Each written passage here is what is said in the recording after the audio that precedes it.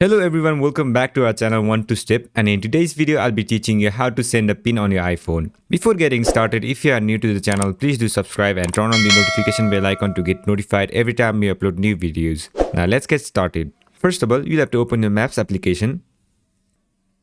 Once you open the application, all you have to do is go to the location where you want to drop your pin. For example, I'll drop my pin on this location. Just hold on the screen. Then this pop-up will appear. As you can see, I have dropped my pin. It shows the address and coordinates of the pin. If something is missing, you can tap on this option to report. And if you want to add this pin to your favorite, you can tap on this option. And if you want to remove this pin, tap on this trash icon. You can also move your pin by tapping on this option. As you can see, you can move your pin any way you want. Once you have got the precise location, tap on the done button. And now to share this pin, tap on this share icon. And now you can share it to any social media platform. Select any one. Now type in the name, email or phone number of the receiver. Once you do that, tap on this send button.